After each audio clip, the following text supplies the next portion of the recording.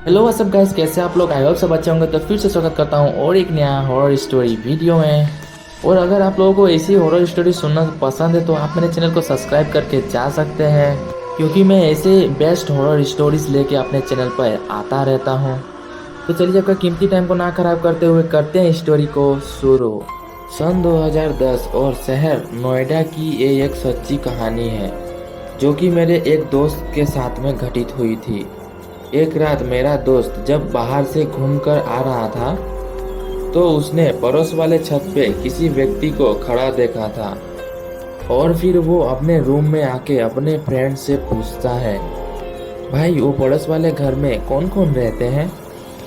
मगर जब उसके दोस्त ने उसे कहा कि भाई वहाँ पर तो कोई भी नहीं रहता, तब उसको अपने दोस्त की बात कुछ समझ में नहीं आई। अगले दिन उसने फिर से उसी इंसान को देखा, मगर उस आदमी ने उसे एक ऐसी मुस्कान के साथ में देखा कि उसके साथ में एक अजीब सी घटना हो गई। सन 2010 की बात है। नोएडा में बहुत ही दूर दूर से आदमी आते हैं काम करने के लिए। कोई उत्तराखंड से आया था, तो कोई बिहार से आया था, तो कोई हिमाचल से आया था।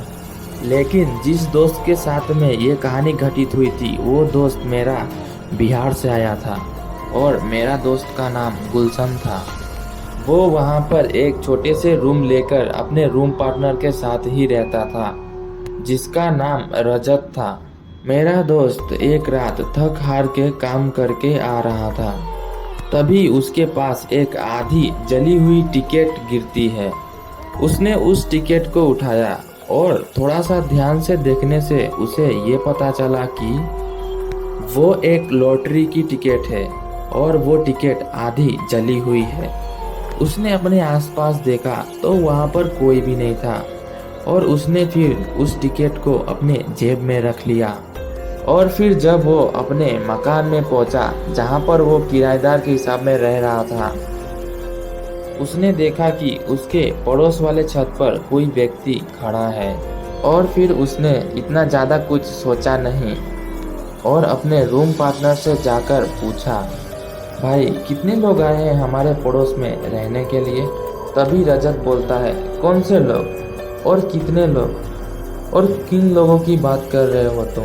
तभी गुलशन बोला, भाई पड़ोस में रहने के लिए जो आए हैं। तभी रजत बोलता है, भाई कोई भी नहीं आया है और जल्दी से जाकर खाना बना। तभी गुलशन बोला, रजत पर मैंने किसी को वहाँ पे देखा था यार। और फिर गुलशन अपने मन में ही सोचने लगा, शायद ये मेरा वहम होगा। गुलशन ने वो लॉटरी टिकट की बात रजत को नहीं बताई थी। और फिर दोनों खाना बना के खा पी के सो जाते हैं।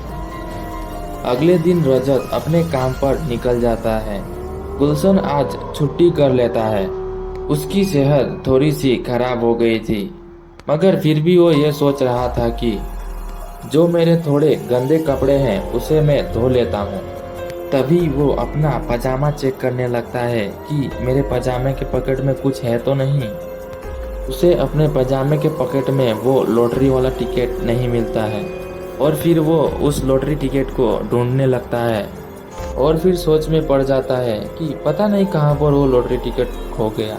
और फिर गुलशन जैसे ही अपने छत में जाता है कपड़े सुखाने के लिए, तो उसे फिर से वही आदमी दिखता है जिस आदमी को उसने रात में देखा था। और फिर वो उनसे बात करता है और कहता है कि मुझे पता था कि मेरी आंखें धोखा नहीं खा सकती। कितने दिनों से आप यहाँ पर रह रहे हो, थोड़ा बताओ मुझे भी, और आपका नाम क्या है? मगर उधर से वो आदमी कोई भी जवाब नहीं दे रहा था। वो बस अजीब तरह से गुलशन को देखकर मुस्कुरा रहा था। तभी गुलशन की बातों का जब उस आदमी ने कोई भी जवाब नहीं दिया, तो गुलशन अपने मन ही मन में सोचने लगा, ये तो बहुत ही घमंडी आदमी है यार। चलो छोड़ो, अब मुझे भी इससे बात नहीं करनी है।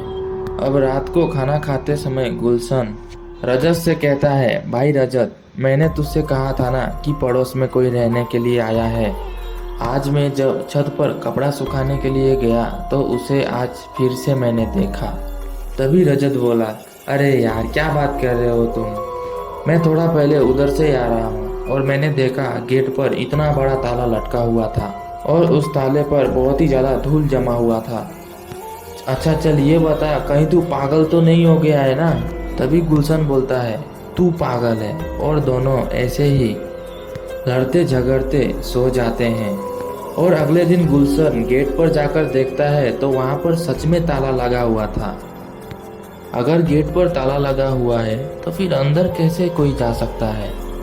और फिर गुलशन रात को फिर से छत पे आता है और वो फिर से उसी आदमी को वहाँ पर खड़ा हुआ देखता है। और इस बार कुछ अलग हुआ था। वो व्यक्ति गुलशन को देखकर फिर से मुस्कुराता है और फिर वापस से वही लॉटरी टिकट उसे छत पर उसके पास ही गिरी हुई मिलती है। गुलशन वहाँ से तुरंत ही भागता है और अपने रूम में आकर गेट को बंद करके रजाई के अंदर घुस जाता है। अब उसे कुछ भी समझ में नहीं आ रहा था कि वो आखिर अब क्या करे। और फिर कुछ समय बाद ही रजत रूम में आता है। तभी गुलशन रजत से कहता है, भाई बाहर जा, वो छत पे देख, कोई वहाँ पर खड़ा है क्या? तभी रजत बोलता है, मगर क्यों भाई? तभी गुलशन भी बोलता है, भाई तू जा तो सही। रजत जाता है और उसे वहाँ पर कोई भी नहीं दिखता। मगर जब वो पड़ोस वाले छत पर देखता है तो एक व्यक्ति छत पर खड़ा था और वो बड़ी अजीबी तरह से मुस्कुरा रहा था। रजत ने जैसे ही उसे देखा फिर से उल्टे पैर होकर दौड़ते हुए अपने रूम में आ गया और रूम में आकर कुछ अलग अलग बड़बड़ाने लगा। उसके मुख से कोई भी शब्द निकल ही नहीं रहे थे। तभी गुलशन बोला, अबे कुछ तो बता, आखिर हुआ क्या? तभी रजत बोलता है, बस चुप हो जा, हम लोग कल ही यहाँ से शिफ्ट होकर दूसरी जगह पर कमरा ले लेंगे, अब हम यहाँ पर नहीं रहेंगे। अगली सुबह वो दोनों मकान मालिक के पास जाते हैं और उनसे कहते हैं कि हम आपका मकान खाली करना चाहते हैं और हमने जो आपको एडवांस में पैसे दिए हैं, कृपया आप हमें वो पैसे लौटा दीजिए। तभी मकान मालिक बोलता है, वो तो नहीं मिलेगा, जब तक का एग्रीमेंट है तब तक आप किराए देके रह सकते हो, अगर आपको जाना है तो जाओ, उसमें मैं कुछ भी नहीं कर सकता और पैसा भी मैं नहीं लौटा सकता। गुलशन और रजत कुछ भी नहीं कर सकते थे क्योंकि उनके पास इतना पैसा नहीं था कि वो दूसरी जगह पे जाके रूम ले सके और नोएडा जैसे शहर में बहुत मुश्किल से ही रहने वाले कमरे मिलते थे और जो रूम मिलते भी थे तो वो बहुत ही महंगे भी होते थे। अब गुलशन और रजत के पास और कोई दूसरा रास्ता नहीं था और फिर वो दोनों थक हार कर वही कमरे में चले जाते हैं। मगर गुलशन थोड़ा सा हिम्मत दिखाता है और फिर से वही छत पर जाकर उस इंसान को देखता है और गुलशन को ऊपर जाकर कुछ भी दिखाई नहीं देता है। और फिर गुलशन एक फैसला करता है, कुछ तो है यहाँ जो मुझे परेशान कर रहा है, मैं इसका पता लगा कर ही रहूँगा। और फिर अगले दिन ही गुलशन उस बगल वाले मकान का जानकारी इकट्ठा करने में लग जाता है। आसपास के सभी लोग लगभग वहां पर नए नए ही आए थे, इसलिए वहां के लोगों को इस बारे में ज़्यादा कुछ पता भी नहीं था। बस वहां के लोगों को इतना ही पता था कि वो घर में 5 लोगों का परिवार रहता था। गुलशन और एक व्यक्ति के घर जाता है जिसका घर बहुत ही पुराना था। वहाँ एक बुजुर्ग इंसान अपने परिवार के साथ में रहता था। गुलशन जाकर वो बुजुर्ग से पूछता है, चाचा मकान नंबर 441 के बारे में आप कुछ जानते हैं क्या? तभी वो चाचा बोलते हैं, पहले तुम ये बताओ कि तुम हो कौन? तभी गुलशन बोलता है, चाचा मैं कमरा नंबर 435 का किराएदार हूँ। मुझे मेरे पड़ोस वाले मकान के छत पर एक व्यक्ति दिखाई देता है और वो अलग अलग तरीके से और बड़े ही अजीब तरीके से देखकर मुझे मुस्कुराता है। मैं और मेरा दोस्त रजत बहुत ही परेशान है, कृपया हमारी मदद कीजिए। तभी चाचा कहते हैं, सुनो, मकान नंबर 441 में कुल 5 जन रहते थे। उन 5 लोगों में से एक उनका नौकर था और बाकी 4 लोग उसके मालिक थे। वो नौकर अपने एक पैर से थोड़ा लंगड़ा था और फिर वहाँ पर काम करके उसे बहुत ही कम रुपए मिलते थे। और वो 4 लोग 2 भाई थे और उनकी 2 बीबियाँ थी। वो सभी उस नौकर के साथ बहुत ही बुरा व्यवहार करते थे। उसे ज़्यादा से ज़्यादा काम करवाते और पैसे बहुत ही कम देते थे। वो नौकर, जिसका नाम सत्येंद्र था, उसने वहाँ का काम छोड़कर दूसरी जगह काम करने का फैसला किया। मैंने ही उसे दूसरे काम को खोजने के लिए मदद की थी। कुछ समय बाद उस नौकर ने वहाँ से नौकरी छोड़ दी। उस नौकर को उन लोगों ने बहुत ही बुरा भला सुनाया। उसे वो दोनों भाई कहने लगे, अबे जा अपाहिज, देखता हूँ तुझे कौन नौकरी देता है, तू एक चोर है। और ये सब कहकर उसे वहाँ से भगा दिया। और उसने जो बचा कुचा कुछ दिन काम भी किया था, वो तनख्वाह भी उन लोगों ने उसे नहीं दिया। अगले दिन उस नौकर ने 100 रुपये की एक लॉटरी की टिकट खरीदी थी और बड़े ही इत्तेफाक से उसकी लॉटरी लग गई थी, जिसका इनाम लगभग 25 लाख था। ऐसा मानो कि जैसे उसकी अब जिंदगी संवर गई हो। और उसके 2-3 दिन बाद ही उसका कोई पता ही नहीं चला। मतलब वो एकदम सा गायब जैसा हो गया। तभी गुलशन उस चाचा से कहता है कि चाचा, क्या आपके पास उस नौकर की कोई फोटो है? तभी वो चाचा कहते हैं, शायद हाँ, क्योंकि वो नौकर पहले हमारे यहाँ भी काम करता था। मेरे पिता को और मुझे वो बहुत ही अच्छी तरीके से जानता था, मगर फिर भी हम लोगों ने उसे हमारे घर पर काम करने के लिए मना कर दिया था, क्योंकि हमारे पास उसको देने के लिए पैसे नहीं थे, क्योंकि हमारे पिताजी का व्यापार में बहुत ही बड़ा नुकसान हुआ था। तभी चाचा उसे एक फ़ोटो देते हैं और उस फोटो को गुलशन देखकर बेहोश हो जाता है। उसका रूम पार्टनर रजत उसे ढूंढते हुए वहीं पर आ जाता है और फिर रजत उसे लेकर अपने कमरे में लेकर चला आता है। तभी रजत बोलता है, क्या हुआ भाई तुझे? तभी गुलशन थोड़ी देर बाद उठता है और कहता है, भाई मुझे तो कुछ भी नहीं हुआ है। फिर रजत कहता है, तो फिर तू वो चाचा के घर पे जाके बेहोश क्यों हो गया था? और तू वहाँ पर गया ही क्यों था? पता नहीं वो लोग कैसे हैं। तभी रजत कहता है, गुलशन मेरे भाई चिंता मत कर, मैं ठीक हूँ।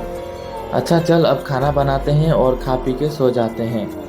गुलशन अब फैसला करता है, वो अब उस मकान के अंदर जाएगा और अब वो छत पे जाएगा और छत के रास्ते से पड़ोस वाले मकान में छलांग लगाएगा। और फिर गुलशन छलांग लगा के मकान के अंदर घुस जाता है और फिर वहां जाकर उसे वही नौकर फिर से दिखाई देता है। तभी गुलशन कहता है, मुझे पता है कि आप एक अच्छे इंसान हो और आप मुझे कुछ भी नहीं करोगे। वो नौकर की आत्मा एक डरावनी मुस्कुराहट के साथ गुलशन की ओर लंगड़ाते हुए बढ़ रही थी। तभी गुलशन कहता है, नहीं बस अब और नहीं, मैं जानता हूँ कि आप एक अच्छे व्यक्ति हैं। वो नौकर उसके पास बढ़ता ही आ रहा था और आकर उसका गला पकड़ के गला चिपने लगता है। और तो और रजत को वहाँ पर कुछ समझ में नहीं आ रहा था कि आखिर गुलशन कहाँ पर चला गया। वो नौकर बस गुलशन का गला दबा के उसे मार ही रहा था कि तभी गुलशन अपने जेब से वो लॉटरी का टिकट निकालता है और उसके और ही कर देता है। वो नौकर की आत्मा फिर भी उसे मारना चाहती थी। तभी गुलशन कहता है, मैं आपके बारे में सभी कुछ जानता हूँ और मैं यहाँ पर आपका सहायता करने के लिए ही आया हूँ।